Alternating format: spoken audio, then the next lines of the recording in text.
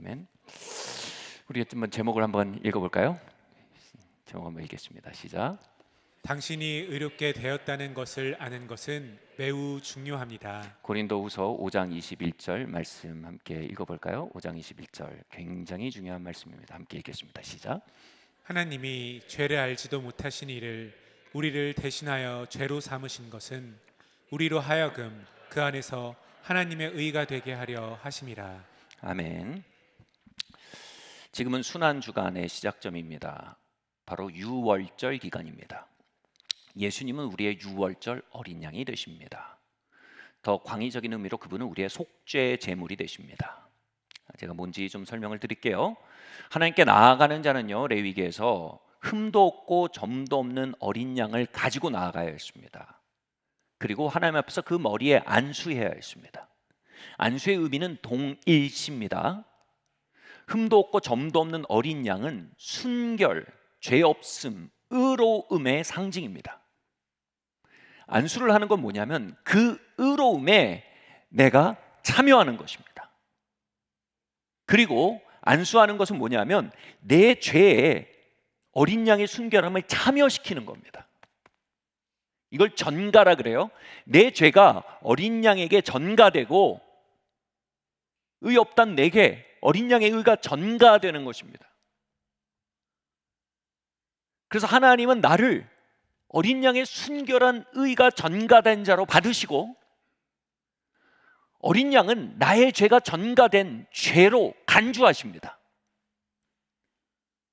그래서 어린 양은 죽이시고 나는 받으십니다. 같이 한번 말할까요? 전가. 여러분, 모든 복음의 신비는 이 단어에 있습니다. 전가입니다. 전가. 우리가 지난주에 얘기했죠. 행복한 교환. 내 잔을 그분이 가져가시고 그분의 잔을 내가 받았다. 이게 전가거든요. 행복한 교환의 핵심, 거룩한 교환의 핵심이 뭐냐면 이 전가라는 개념입니다. 그리스도 예수는 죄가 되셔서 십자가에 죽으셨습니다.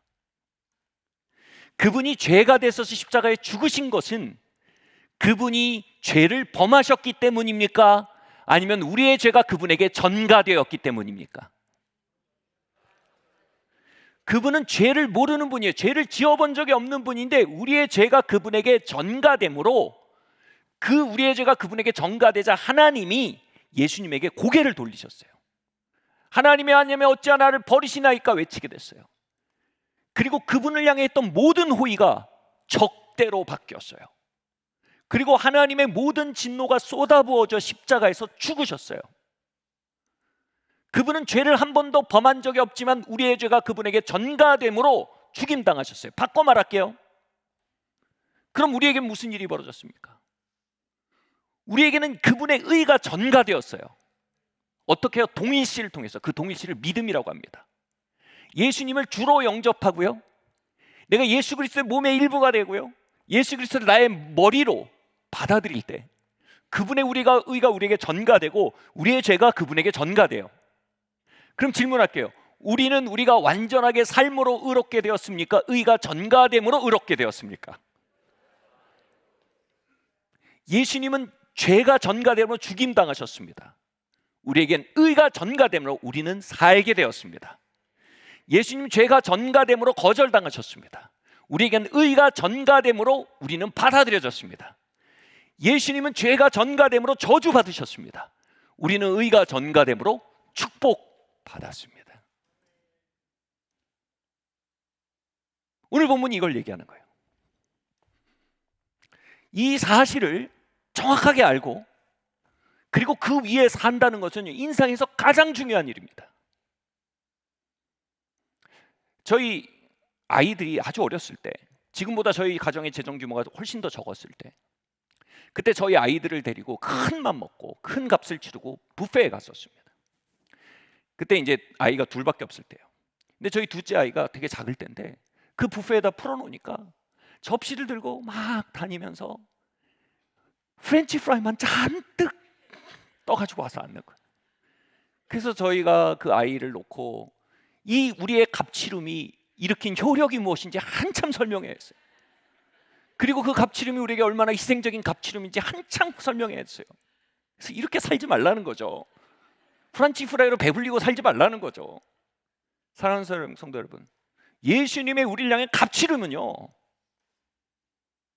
그것을 알고요, 그 효력을 아는 건요, 우리의 매일을 사는 내용이 완전히 달라지게 하는 무엇이에요? 그분은 엄청난 값을 치르셨어요. 그리고 그 효력은 실로 어마어마합니다. 그것을 깨닫는 일은 우리의 인생에서 가장 급하고 중요한 일임을 여러분 단언할 수 있습니다. 첫 번째로요, 오늘 본문에 의하면 그분은 우리의 죄가 되셨습니다.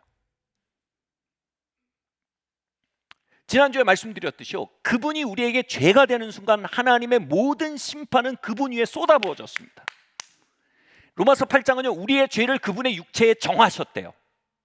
다시 말해 뭐냐면 우리의 죄에 대해서 기소가 이루어지는데 그 기소를 예수님의 몸에다 했다는 겁니다. 그리고 그 기소에 따른 유죄 판결과 심판을 예수님의 몸에 쏟아 부은 겁니다. 그래서 뭐예요? 이제는 더 이상 우리를 향한 기소와 심판이 남아있을 수 없게 됐다는 사실을 우리 봐야 됩니다. 이걸 가장 중요하게 설명하는 개념이 이겁니다. 같이 말할까요? 일사부재리의 원리. 여러분, 법이 있는 모든 것에 적용되는 진리입니다. 일사부재리의 원리는 뭐냐면 한 가지 죄로 두 번 기소할 수 없다입니다. 한 가지 죄로 두 번 값을 치를 수 없다입니다. 한 가지 죄로 기소되고 법을 치르면 끝나는 겁니다. 그 죄에 대해서 우리가 또 기소하고 또 값을 치르게 되면 그건 이제 불의가 됩니다. 아멘. 예수님은 우리의 모든 죄를 그분의 몸에 정하셨습니다. 기소당하셨습니다.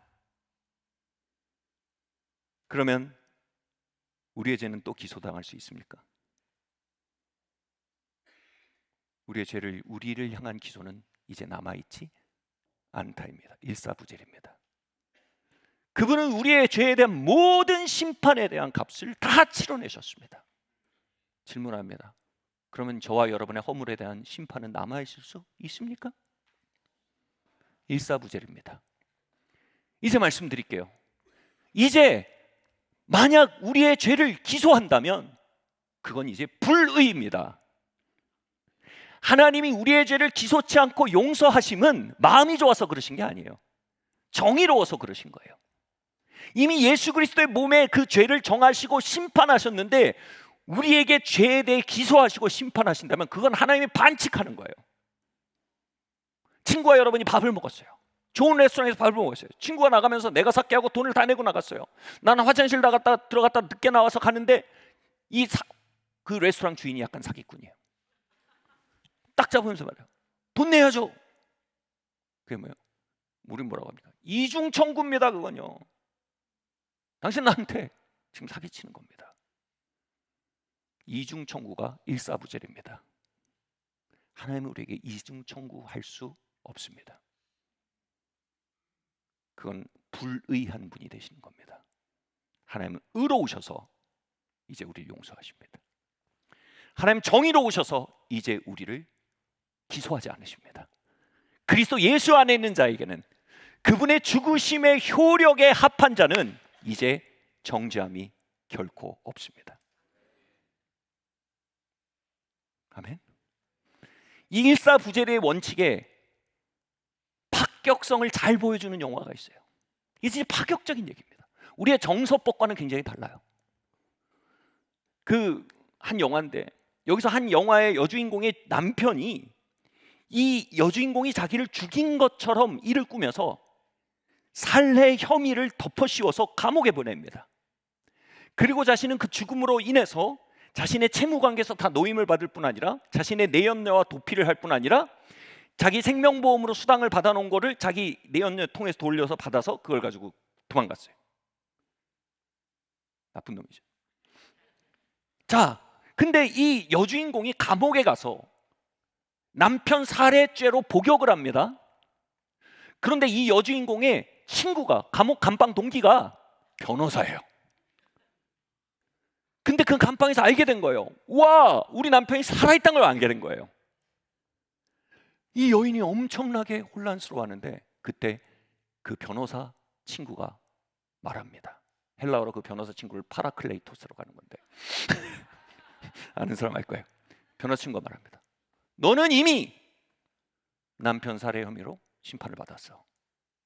그러면 너는 이제 동일한 죄로 다시 기소될 수 없어. 살벌하죠, 분위기? 네가 이제 무슨 짓을 해도 너는 기소될 수조차 없어. 이 신박한 사실을 깨달은 주인공, 갑자기 운동을 시작합니다. 바른 감방 생활을 합니다. 그리고 6개월 만에 모분수로 가석방됩니다. 이리로 펼쳐진 스토리 아슬아슬합니다. 이게 일사부재예요. 아니 목사님, 일사부재를 그렇게까지 설명하시면 우리는 이제 막 죽여도 되고 막 도둑질해도 되고 그렇다는 얘기입니까? 제가 이렇게 말할게요. 여러분 그렇게 듣고 계시다면요, 복음을 정확히 들으신 거예요. 왠지 설명해 드릴게요.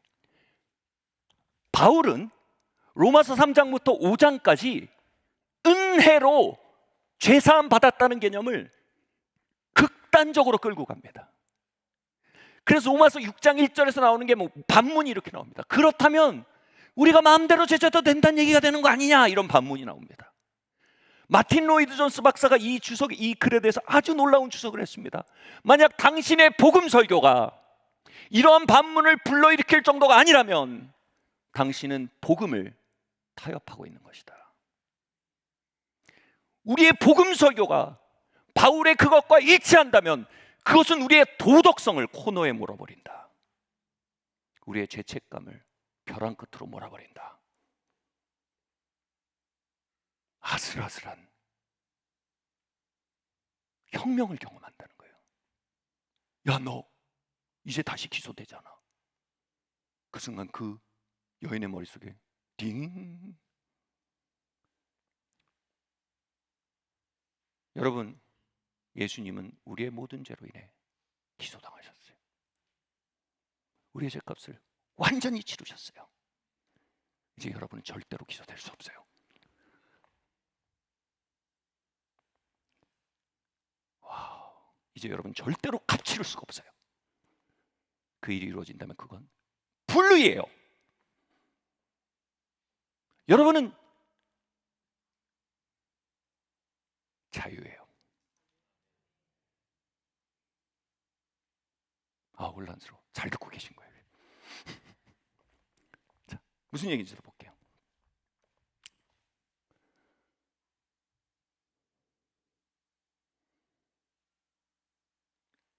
왜 바울은요, 우리가 받아들이기에 아슬아슬 정도로, 그런 반문이 일어날 정도로 극단적인 적으로 보일 정도로 주님의 은혜를 설명합니까? 왜요?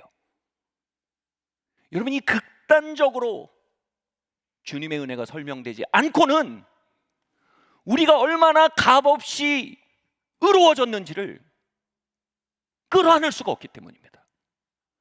그리고 우리가 얼마나 값없이 의로워지는지를 끌어안지 않은 채로 살아가는 삶은 죄책감에 붙잡혀 간신히 죄짓지 않고 살아가는 삶보다 훨씬 더 비참한 삶입니다. 다시 말씀드릴게요. 우리가 그 극단적으로 밀어붙여져서 일어날 수 있는 여러 리스크가 있어요. 아니 뭐 그럼 마음대로 살라는 얘기네. 리스크예요. 위험이에요. 그것보다 더 큰 위험이 뭐라고요? 우리가 주님이 우리를 위해 이루신 그 거대한 은혜와 용서의 사건을 끌어안지 못한 채로 죄책감으로 간신히 삶의 윤리를 유지하며 사는 그 상태가 훨씬 더 위험한 상태라는 거예요.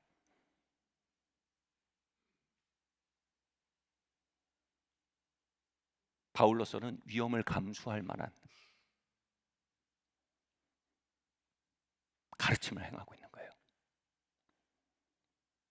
다음으로 한번 가볼게요. 자, 이제 점입 간격이에요. 더 위험해집니다. 함께 우리는 의가 되었습니다. 우리는 그분 안에 의가 되었습니다. 자, 이거 설명해 드릴게요. 우리가 이제 그분의 값지름으로 완전히 기소되지 않고 심판되지 않는 그리스도 예수 안에서 결코 정죄 없는 자리에 서게 되었습니다. 일사부재리의 자리에 서게 됐습니다. 그 신박한 자리에 서게 됐습니다. 그런데 거기에서 끝나지 않습니다. 우리는 간신히 정죄에서 벗어난 정도가 아닙니다. 여기서 이렇게 말합니다. 우리에게 하나님의 의가 전가되었다고 말합니다. 여러분, 하나님은요 우주보다 크십니다. 근데 우주보다 크신 그분을 규정짓는 한 단어가 바로 의입니다.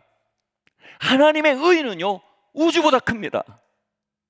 우리의 죄는 진하고 더럽습니다. 그런데 우리는 기본적으로 커피잔만한 크기입니다. 커피잔만한 그 크기에 진한 에스프레소가 아무리 담겨 있다 한들 하나님의 의는 태평양보다 큰 바다의 맑은 물입니다. 하나님의 의가 우리 안으로 들이닥쳤다는 겁니다. 그래서 이제 우리의 죄가 하나님의 의 앞에 어이없게 초라한 것이 되었으며 우리는 하나님의 의의 전가만에 들이닥침을 당해서 하나님 앞에 이제 의가 되었다는 얘기예요. 이렇게 설명드릴게요. 여러분의 죄가, 성경에서 죄라는 단어는 신학적으로도 빚이란 뜻이지만 헬라어 단어 자체도 채무, 빚이란 뜻입니다. 여러분이 50억의 빚이 있다고 생각합시다. 생각만 해도 숨이 막히죠. 한번 50억의 빚을 져보신 분 계시면 무슨 그러면 은행 5%, 6% 이자만 해도요 1년에 2억 5천에서 3억의 이자를 내는 거예요. 살겠습니까? 생각만 해도 이건 족쇄요. 현대판 노예죠. 그런데 50억의 빚을 가진 여러분이 어느 날 한 남자와 만나 사랑에 빠집니다. 근데 그 남자의 성이 로스차일드라는 희귀한 성이에요. 로스차일드 가문이 뭐냐면 현대 가문 중에 가장 부유한 가문으로 컴퓨터 인터넷을 조사한 결과 추정 자산이 5억 경입니다. 경. 마침내 여러분 로스차일드의 후계자와 결혼을 하게 됐어요. 그래서 미세스 로스차일드가 되었어요. 서양에선 결혼하면 성이 바뀌잖아요. 자, 내 50억의 채무를 가지고 5억 경의 자산을 가진 로스차일드 가문과 결혼했어요. 이게 뭐예요? 계좌가 합해졌어요. 5경이 감이 없으시죠? 5경에 1년 5% 은행에 넣어놓고 그냥 1년 동안 주무세요. 그럼 5% 이자만 받아도 1년 이자가 7조입니다.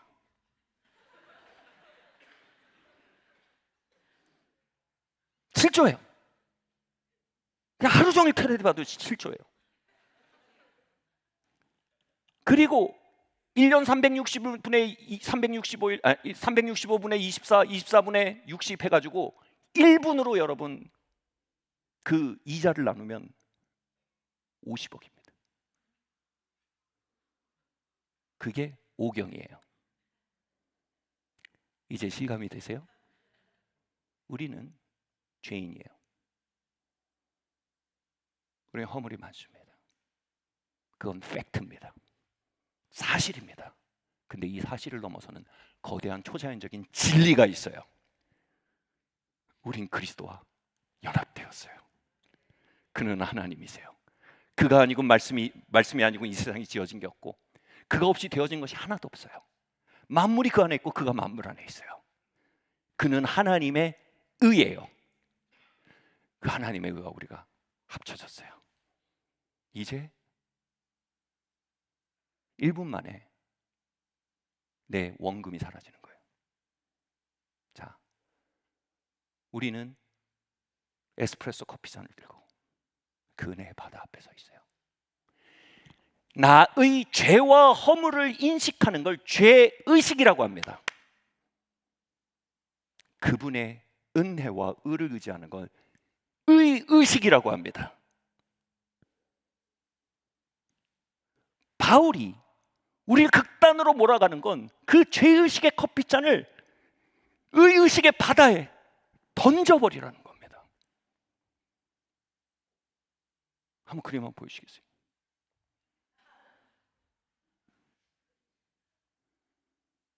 태평양에 작은 에스프레소잔에 아주 진하고, 목사님 내 저게 얼마나 진한 줄 아세요? 얼마나 쓴지 아세요? 내 허물이 얼마나 짙은지 아세요? 너무 꾸덕해요. 이 숟가락으로 퍼먹어야지 할 때도 꾸덕해요. 또는 그걸 매일 휙휙휙 들이키며 살 수 있어요. 근데 우리는 거대한 의의 바다 앞에 초청돼 있어요. 그 의는 내 의가 아니에요. 하나님의 의예요. 근데 그 하나님의 의 앞에서 우리는 이 커피잔을 놓지 않아요. 죄 의식을 붙들고 사는 거예요. 바울이 말하는 게 뭔지 아세요? 로마서 6장 7장에서 너는 그리스도와 결혼하였다. 너희는 그리스도와 결혼했다. 다음 한번 그림 보여주시겠어요? 이제 그 에스프레소 잔을 바다에 던지라는 겁니다. 그리고 8장으로 가면 뭐예요? 그리스도 예수 안에 결코 정죄함이 없다. 불가능하다. 그리고 더 나아가서 하는 얘기가 뭐예요? 이제 누가 너를 정죄하리요? 하나님의 의롭다는 자를 정죄하는 너는 누구냐? 여기서 말하는 너는 뭐예요? 사단이에요. 왜? 그리고 그렇게 얘기해요. 예수 그리스도가 너의 죄를 위해 죽으신 분이 너를 정죄하겠느냐? 다시 말해봐요. 그 목소리는 예수님 목소리가 아니라는 거예요. 그 얘기는 뭐예요? 우리는 우리를 기소하고 있는 목소리가 하나님의 목소리인 줄 알고 산다는 거예요. 왜요? 그 은혜의 바다를 믿지 못해서, 그 하나님의 의를 깨닫지 못해서 우리는 하나님이 매일 우리에게 쓴 에스프레소 잔을 주면서 이걸 다 마시라고 말씀하신 분이라고 생각하는 거예요. 복음은 뭐라고 말해요? 이건 하나님이 건네고 있는 게 아니라는 거예요. 바다에 던지라는 거예요. 나는 하나님의 의라고 선언하라는 거예요. 그리스도 예수 안에는 결코 정죄함이 없다고 선언하라는 거예요. 그리고 그 의의 바다가 내 안으로 들이치게 만들라는 거예요. 와우. 아멘.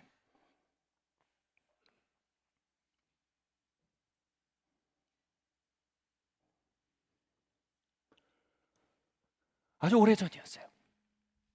벌써 한 20년이 다 돼가는 것 같아요.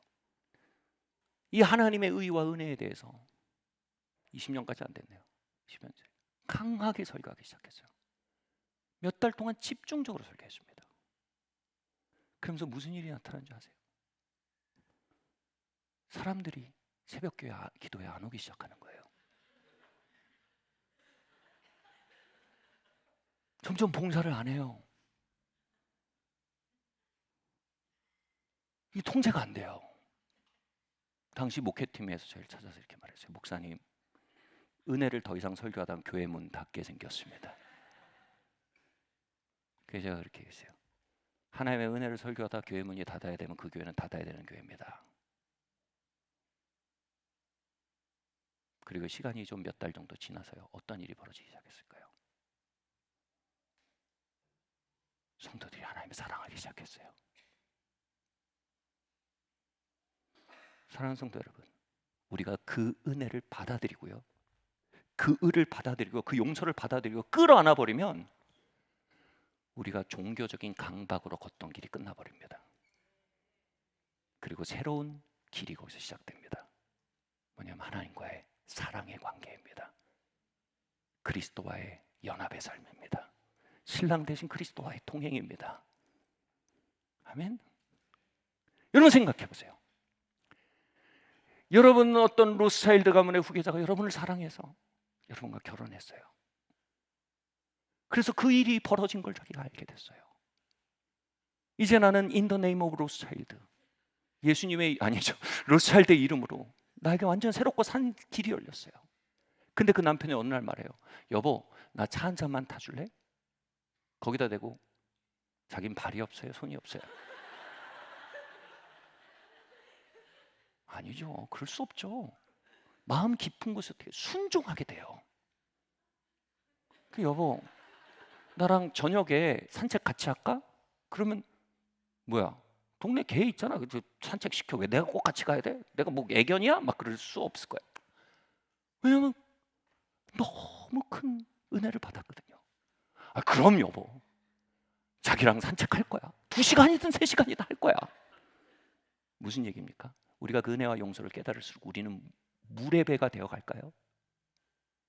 무법자가 되어 갈까요? 아니요. 우리는 주님을 사랑하게 됩니다. 몇 달이 지나서 크리스마스가 됐어요.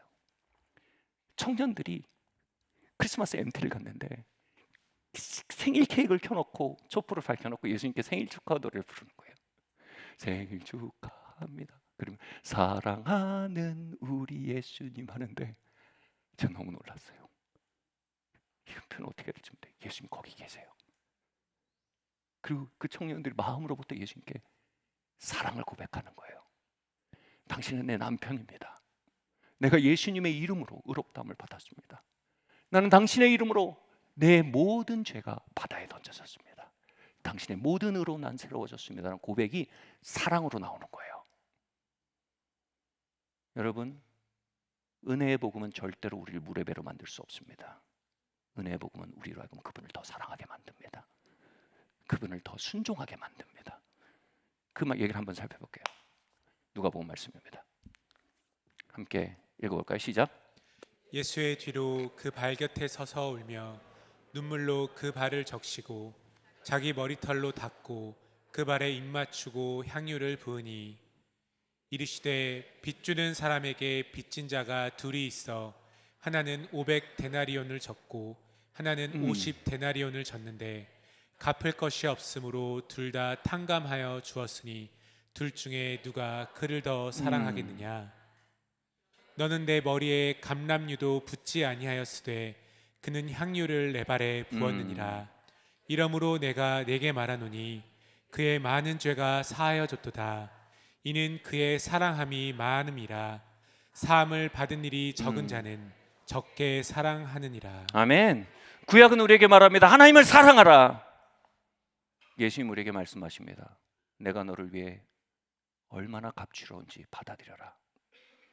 내가 너를 얼마나 값없이 의롭다는지 받아들여라. 그리하면 너는 나를 사랑하게 될 것이다.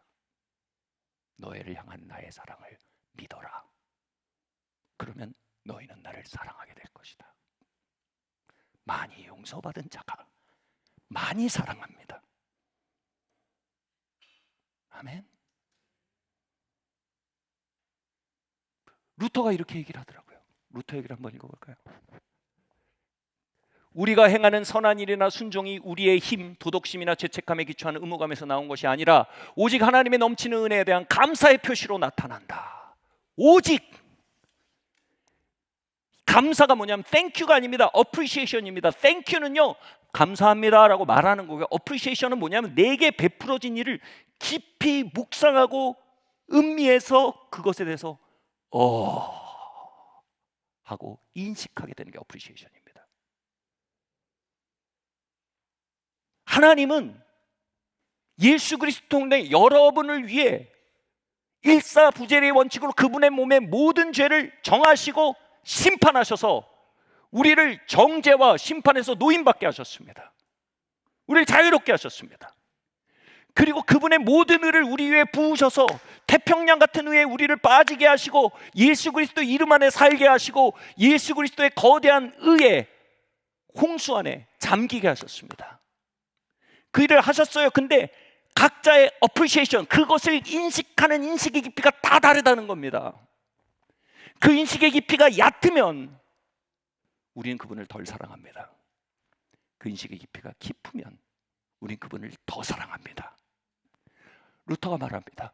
우리의 그분을 향한 모든 순종과 모든 헌신과 모든 예배는 그 인식의 깊이에서 흘러나오는 반응이어야 한답니다. 이게 바리새인 시몬의 집에서 벌어진 일입니다. 바리새인 시몬은 예수님 불러서 그냥 가벼운 티타임을 갖고 있었어요. 그런데 그 시몬의 티타임 자리에 한 여인이 달려나와 향유옥합을 깨서 예수님의 머리에 붓습니다. 다른 본문에서는 발에 부었대요. 향유옥합이 뭡니까? 한 여인이요 시집갈 때 가져가는 지창금인데, 이 지창금을 어떻게 쓰냐면 첫날 밤에 신랑의 머리에 한 방울 똑 떨어뜨리면요 그 향유의 냄새가 온 방을 가득 채웁니다. 당신은 내 신랑이요 나에게 가장 소중한 사람이라는 시위로서 한 방울 떨어뜨리는 거예요. 그런데 여인이요 그 지창금을 가져와서 예수님의 발에다 깨서 한꺼번에 부어버립니다. 시가로 6, 7천만 원 합니다.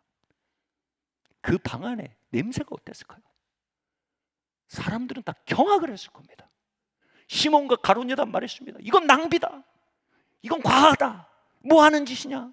이건 너무하다. 불편했습니다. 그런데 예수님 뭐라고 하세요? 이게 불편한 이유는 네가 사함을 덜 받아서 그런 거다. 이러한 사랑은 내 사랑에 대한 인식의 결과이며, 그러한 예배와 향유와 감사는 그것을 깨닫지 못한 사람에겐 그 중심을 드러내는 시금석이 된다. 예수님이 이렇게 말씀하신 거예요.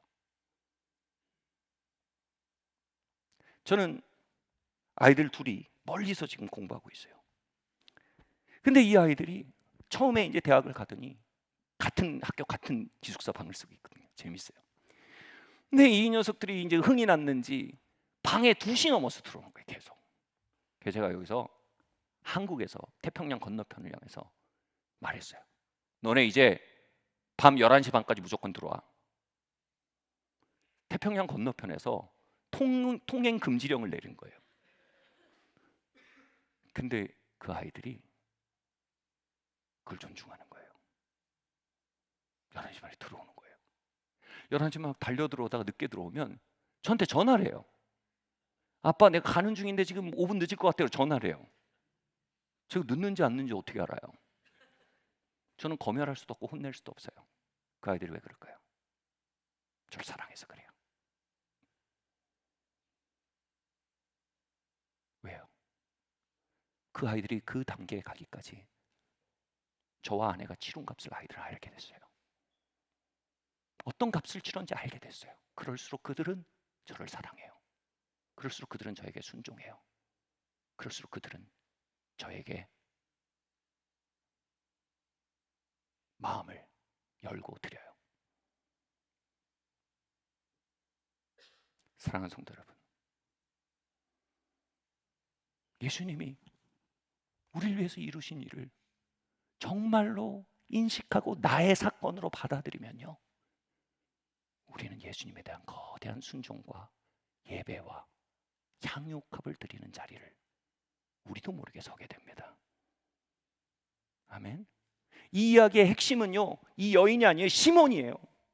예수님은 이 시몬을 회심시키기에 이 사건을 일으킨 거예요. 그리고 시몬의 마음속에 있는 딱딱한 종교성을 드러낸 거예요. 주님의 은혜에 반응한 것도 아니고 주님의 은혜를 믿지도 않고 그냥 도덕심과 종교성으로 하고 있는 그 딱딱한 심령이 여인의 그 예배의 현장, 향유옥함의 사건에서 드러나 버린 거예요. 불편하게. 저는 그렇게 믿어요. 이 일을 통해 시몬이 자신이 얼마나 은혜에서 먼 자인지를 발견하게 됐을 거라고 믿습니다. 그리고 회심하게 됐을 거라고 믿습니다. 왜냐하면 예수님은 시몬을 혼내는 게 아니라 지금 시몬을 가르치고 설득하고 인도하고 계셨거든요. 본문에 보면. 동일한 전쟁에서 가룟 유다는 마음을 굳게 했어요. 저는 지난 시간 보면 정말 주님께 뜨겁게 반응하는 수많은 사랑들을 만나왔습니다. 그걸 볼 때 뭘 저렇게까지 꼭 그래야 되나 막 별 생각이 다 들었어요. 근데 번번이 드러나는 건 뭐냐면 내가 얼마나 하나님의 은혜를 알지 못하는지가 그 속에서 드러났어요. 그리고 주님, 내가 그 은혜 알기 원합니다. 내가 종교인이었습니다 라고 고백하게 됐어요. 여러분, 이 교회가 그러한 향유의 냄새가 진동하는 교회가 되길 예수님으로 축원합니다. 우리 안에는 시몬의 심령이 끊임없이 할례되는 교회가 되길 예수님으로 축원합니다. 아멘.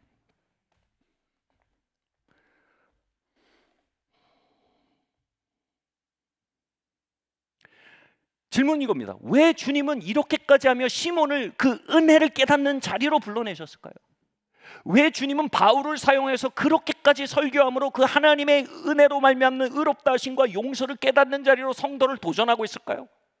왜 하나님은 이렇게 이야기하실 정도로 저와 여러분의 마음을 하나님의 값없이 주신 의롭다 하심과 그 용서와 은혜 안으로 불러들이려고 애쓰실까요? 그 이유를 이사야서 53장에서 54장에서 잘 보여주고 있습니다. 같이 한번 읽겠습니다. 시작. 너는 공의로 설 것이며 학대가 내게서 멀어질 것인지 내가 두려워하지 아니할 것이며 공포도 내게 가까이 하지 못할 것이라. 너를 치려고 제조된 모든 연장이 쓸모가 없을 것이라. 일어나 너를 대적하여 송사하는 모든 혀는 내게 정죄를 당하리니 이는 여호와의 종들의 기업이요 이는 그들이 내게서 얻은 공이니라. 여호와의 말씀이니라. 아멘. 여기서 공의라고 됐지만 제가 지금 원래 보내드린 본문에 이렇게 돼 있어요. 너희는 의로 설 것이며 이렇게 되어 있습니다. 의로 설 것이며, 여기서 말하는 의가 뭐예요? 하나님께로부터 온 의래요. 우리의 의가 아니고요. 우리는 이번 부분을 너희가 의로 설 것이면 너희가 정말 완전해질 그때, 너희가 완전히 순종하게 될 그때, 이렇게 읽을 수 있는데 전혀 아니에요. 여기서 말하는 의 뭐야? 하나님이 우리에게 주신 의예요. 하나님이 우리에게 주신 의를 깨닫고 우리가 그 위에 서기 시작할 때 벌어진 일을 얘기하는 거예요. 지난주에 하나님이 우리에게 결코 진노하지 않으시고 우리를 향한 하나님의 진노가 끝났으며 이제 하나님이 우리를 향해 웃고 계시다는 이사야서 54장 말씀을 기억하시죠? 이게 그 54장의 마지막 부분이에요. 자, 우리가 의로 일어서기 시작할 때, 와, 그렇구나, 우리를 향한 기소가 끝났구나, 우리를 정죄하는 건 이제 하나님이 아니라 우리를 정죄하고 있는 건 사기꾼들이구나, 거짓말장이 사단이 하는 일이구나, 그리고 우리를 처벌하는 거 하나님이 하는 게 아니고 이거 사단이 이중 청구하고 있는 거구나, 이걸 알면 어떻게 돼요? 의로 일어나기 시작한다는 거예요. 내가 은혜로 하나님의 의가 되었다. 그리스도 예수 안에 하나님의 의가 되었다는 선언 위에 서게 된다는 거예요. 그럼 어떻게 된다고요? 학대가 멀어질 거래요. 여기서는 학대는 압제라는 히브리어입니다. 압제자가 사탄이에요. 즉 사탄이 성도들을 죽이고 도적지고 빼앗는 압제의 역사들이 있는데, 그 압제의 역사가 성도의 삶에서 멀어지는 시작이 뭐라고요? 의 위에 그 성도가 서기 시작했다는 거예요. 그리고 이렇게 말합니다. 너희를 참소하는 정죄가 오히려 정죄를 받을 것이다. 이 얘기는 뭐냐 하면 우리를 이중 청구하고 기소하는 목소리가 계속 있을 거라는 거예요. 그런데 그 기소하는 목소리를 향해서 이건 사기꾼의 목소리야, 이건 거짓말이야, 그리스도 예수 안에 결코 정죄함이 없어, 하나님 나를 용서하셨어, 나는 하나님의 의가 되었어, 그래 나는 의롭지 않아, 그러나 주님의 의의 바다에 내가 빠졌어, 그래서 이제는 하나님 앞에 하나님의 의가 되었어 라는 선언 위에 서게 될 때 무슨 일이 벌어진다고요? 기소자의 목소리가 부당한 기소로 드러나기 시작한다는 거예요. 그리고 그 다음에 나온 얘기가 뭐냐면, 그러면 공포가 너에게서 떠날 거라는 거예요. 자 보세요. 기소가 이루어지면 무슨 일이 벌어질까요? 공포가 생깁니다. 두려움은 뭐예요? 나쁜 일이 내게 벌어질 거라는 기대가 두려움입니다. 소망은 뭡니까? 좋은 일이 내게 벌어질 거라는 기대가 소망입니다. 두려움도 소망도 다 기대예요. 그런데 어떤 사람은 소망하고 어떤 사람은 기대합니까? 죄송합니다. 어떤 사람은 두려워하고 어떤 사람은 소망합니까? 그 뿌리가 바로 정죄의 유무입니다. 제가 폴 추리니의 이야기를 지난주에 말씀드렸죠. 인간의 90%의 질병은 죄책감에 기인한다. 어떻게 그렇게 얘기할 수 있을까요? 이렇게 말씀드릴게요. 사단이 영적으로 와서 여러분을 정죄하도록 허락이 되면 그 정죄를 받은 여러분의 심령은 그 다음 뭘 합니까? 처벌을 기대합니다. 그 처벌이 뭐예요? 나쁜 일이 벌어질 거에 대한 기대를 갖게 된다는 겁니다. 하나님이 나를 방치하실 거라고 디폴트 값으로 생각합니다. 하나님이 나를 돕지 않으실 거라고 디폴트 값으로 생각합니다. 나에게 나쁜 일이 올 것이라는 기본적인 무의식적인 기대를 갖게 됩니다. 그걸 두려움이라고 합니다. 근데 우리가 우리의 삶에 다가오는 정죄를 깨뜨리기 시작하고 의위에 서기 시작하면 무슨 일이 벌어질까요? 공포가 떠나기 시작한대요. 이거예요. 이전에는 그래, 오늘 하루 좋은 일이 있을 수 있겠어. 그 너머에 뭐가 있어요? 정죄가 있어요. 죄책감이 있어요. 그래, 오늘 만나는 사람들이 나를 좋아하거나 환영할 리가 있겠어? 그놈의 뭐가 있어요? 죄책감과 정죄가 있어요. 근데 소망이 있다는 건 뭐예요? 오늘 뭔가 좋은 일이 생길 것 같아. 그놈의 뭐가 있어요? 왜냐하면 난 하나님의 의거든. 왜냐하면 난 하나님의 자녀거든. 왜냐하면 하나님 나를 용서하셨거든. 왜냐하면 난 그리스도의 의의 바다에 빠졌거든.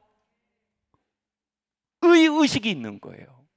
의의식은 죄의식을 깨뜨리고요, 의의식은 두려움을 깨뜨리고요, 의의식은 우리 안에 새로운 소망을 일으킵니다. 여러분, 죄의식은 관계에서도 작용합니다.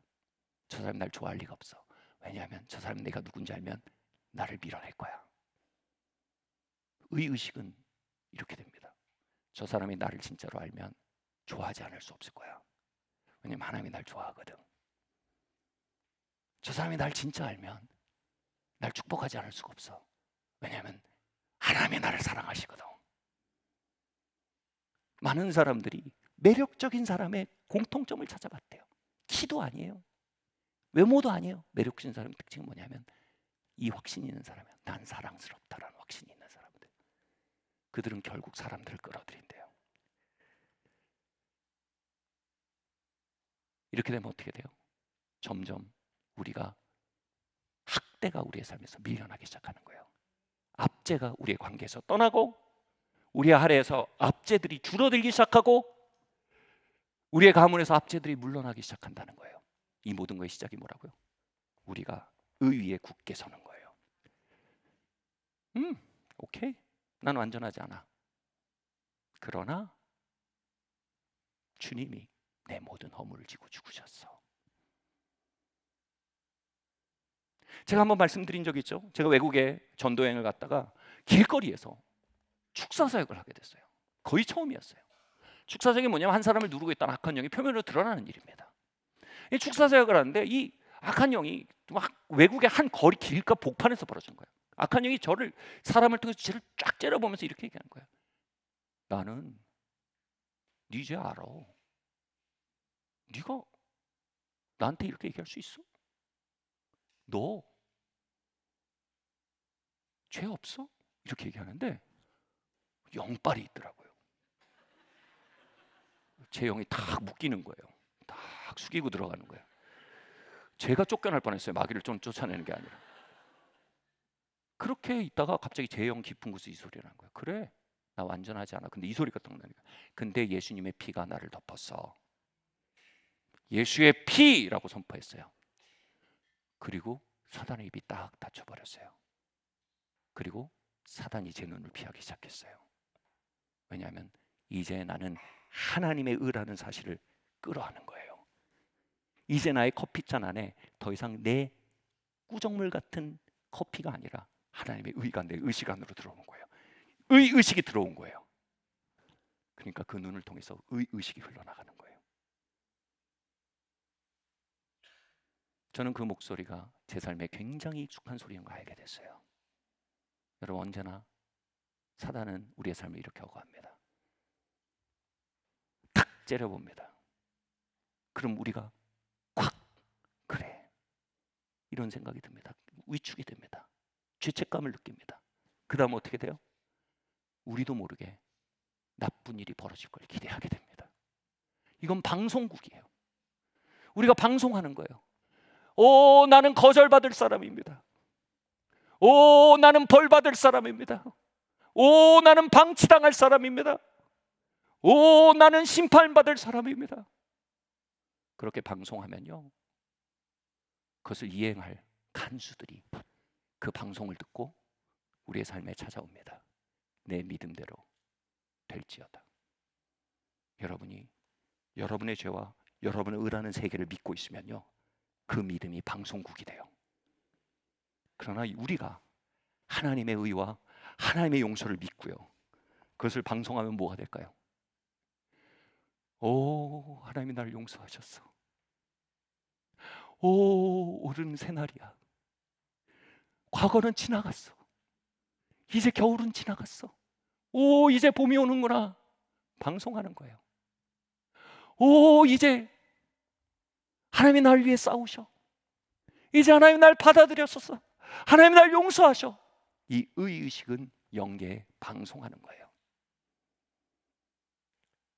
제가 은행과 흥미로운 경험을 했어요. 같은 은행인데 한 번은 제가 카드를 연체해서 추심을 당해봤어요. 추심 전화 받아보셨나요? 정말 무례하고 무섭고 잔인합니다. 같은 은행인데 제가 우연히 VIP실에 들어가게 됐어요. 제가 VIP 대접을 받게 됐는데 정말 거기에 모든 직원들이 일어나고 지점장이 나오고 VIP실에 들어가니까 여기 은행 개인 금고도 있더라고요. 그 영화에서 보는. 다르더라고요. 핵심은 이거예요. 은행은 여러분의 얼굴에 반응하지 않습니다. 여러분의 학력에 반응하지 않습니다. 여러분의 매너에 반응하지 않습니다. 은행은 오직 여러분의 계좌 상태에 반응합니다. 성경에서 말한 그 계좌 상태는 뭐예요? 여러분 안에 있는 믿음입니다. 죄의식은 우리의 계좌 상태를 뭐라고 말합니까? 나는 50억 빚져서 연체되고 채무를 갚지 못하는 연체자다 라는 계좌 상태로 여러분 은행에 들어가면 추심위원이 나에게 옵니다. 그러나 내 안에 나는 로스차일드 가문의 일원이 되었고 1년 이자만 7조다 라는 의식을 가지고 은행에 들어가면 지점장이 일어나서 맞아줘서 VIP로 데려갑니다. 영적인 차원이 전혀 달라지는 겁니다. 그래서 바울은요, 우리가 어쩌면 듣기 위험할 정도의 논리를 펼쳐가면서 우리가 얼마나 의롭게 되었는지 우리에게 설명하는 겁니다. 아멘. 말씀 맞춰야 될 것 같아요.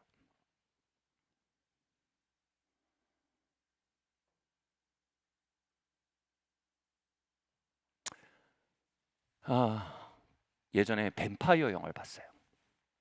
그 영화에 뱀파이어 세계관에 한 가문이 있어요. 아주 칼렌 가문이었나? 이 가문은 사람의 피를 먹지 않기로 결정했어요. 그래서 동물의 피로 연명하는 가문이 된 거예요. 일종의 뱀파이어 세계에서는 채식주의자들이죠. 그래서 동물의 피로만 사니까 눈동자 색이 갈색이에요. 그리고 햇빛을 받으면 피부가 밝게 빛나요. 정말 품이 있는 가문이에요. 이 가문에 한 뱀파이어 소년이 입양됐어요. 그런데 여차저차해서 너무나 나쁜 뱀파이어와 싸우다가 그 뱀파이어를 물어 뜯을 뻔했어요. 그의 피를 빨 뻔했어요. 그러니까 옆에서 그 아버지가 그러는 거예요. 얘야, 잊지 마라. 우리는 칼렌 가문이야. 제가 그걸 듣는데 너무 유치해서 소름이 막 돋더라고요. 너무 유치하다. 정말 너무 유치하다. 막 그랬는데 거기 진실이 있어요. 그러면서 그 사람이 자신의 본능을 억제해요. 왜냐하면 칼렌 가문의 품위가 그 중심에 들어온 거예요. 사랑하는 성도 여러분, 여러분은 하나님의 의예요. 우린 기소에 대한 두려움이나 심판에 대한 망설임이 아니에요. 우리 안에 깊은 품위가 우리를 살게 하는 새로운 뿌리가 되는 겁니다.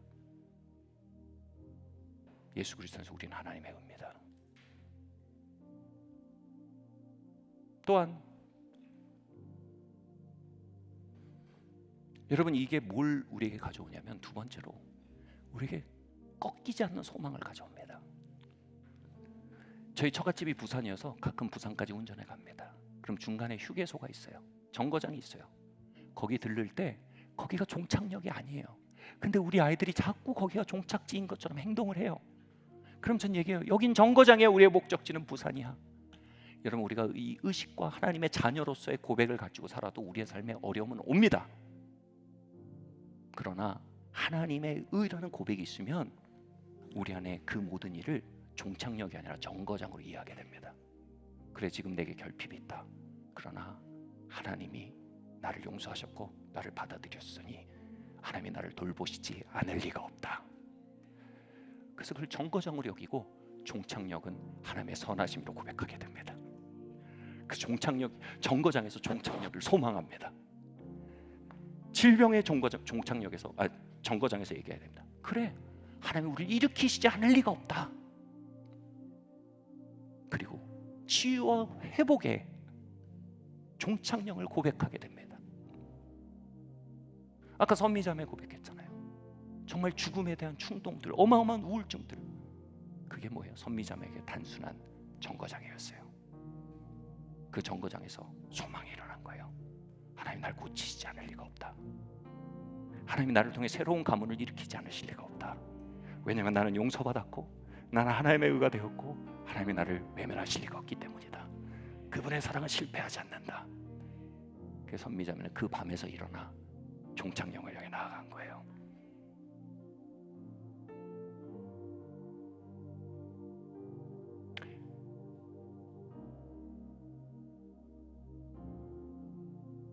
이 이야기는 참 험한 얘기지만요, 제가 중고등학교 때 좀 험하게 살았거든요.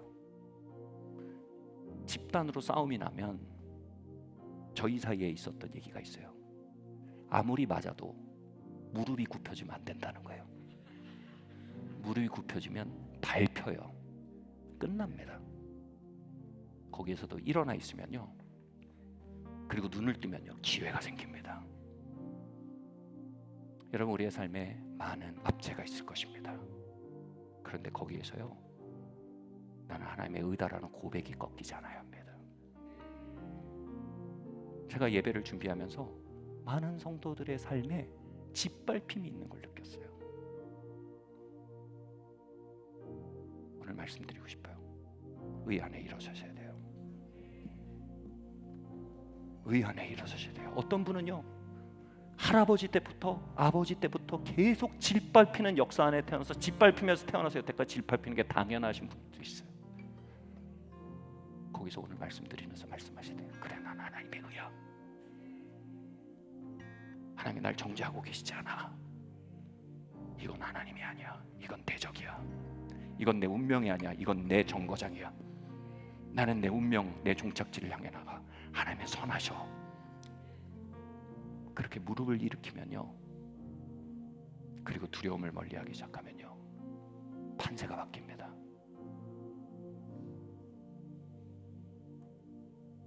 나의 백성들이 의로 일어날 때가 될 것이다.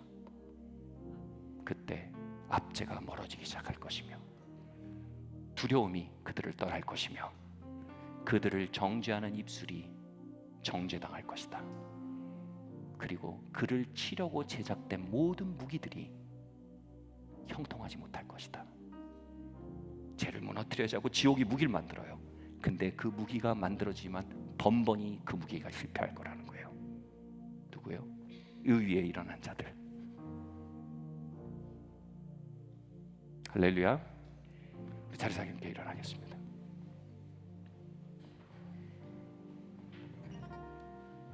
한번 그 커피잔, 바다에 빠진 커피잔 한번 보여주시겠어요? 다음 컵 2번이요. 네.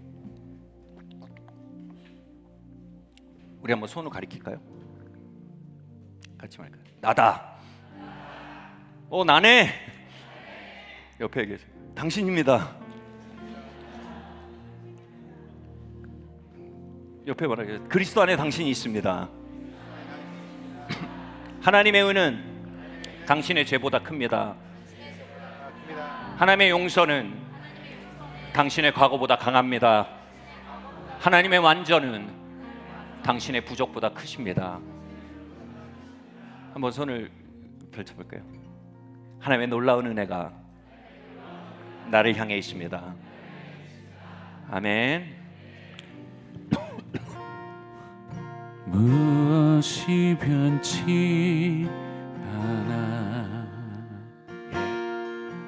내 소망이 되면 무엇이 안경 같아 그 삶을 품으리 그가 날 만족해 해 내 영이 쉬며 그 누굴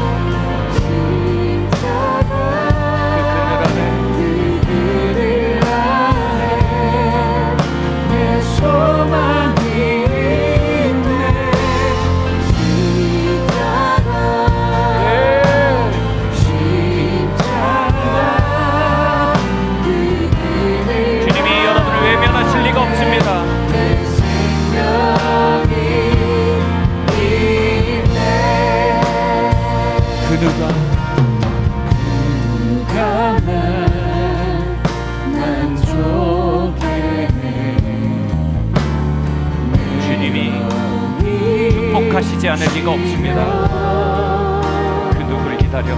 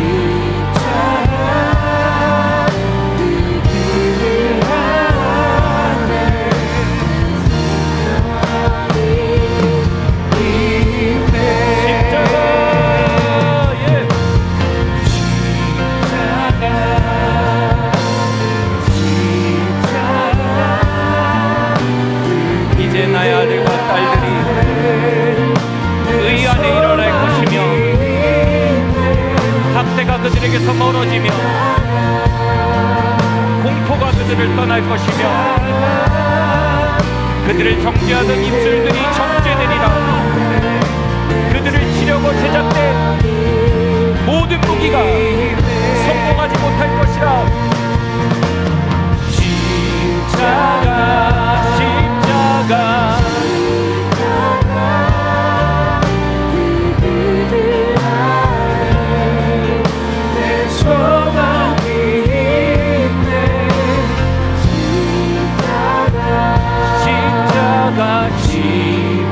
십자가 그 그늘 아래 내 생명이 있네. 그 그늘 아래 그 그늘 아래 그 그늘 아래 그 그늘 아래 내 생명이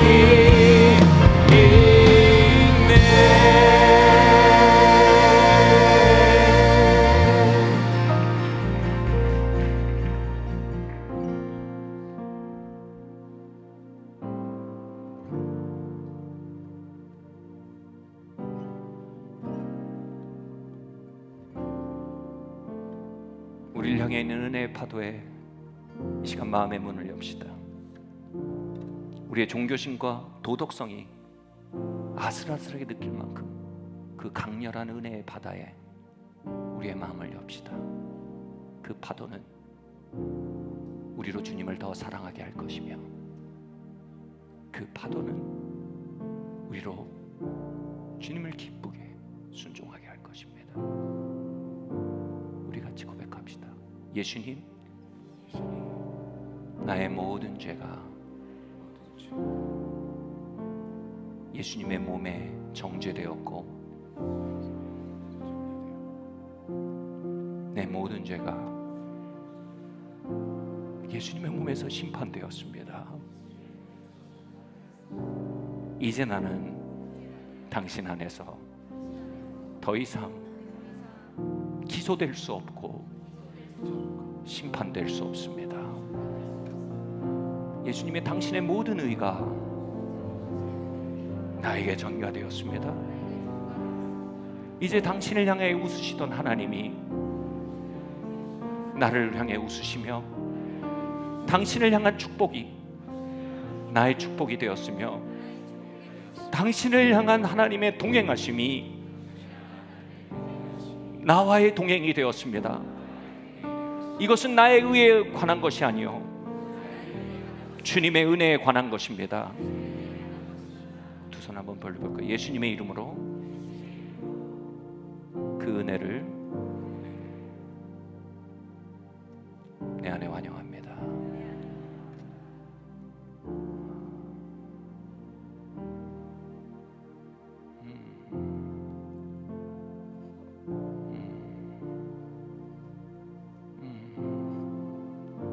예, 주님의 용서를, 주님의 값없는 의롭다 하심을, 그 값없는 치유를 받아들이세요.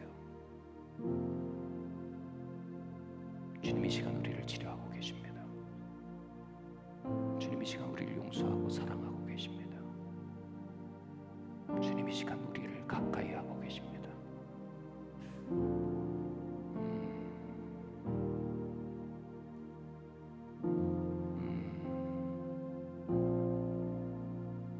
이 모든 말씀 살아계신 예수 그리스도의 이름으로 기도드립니다. 아멘.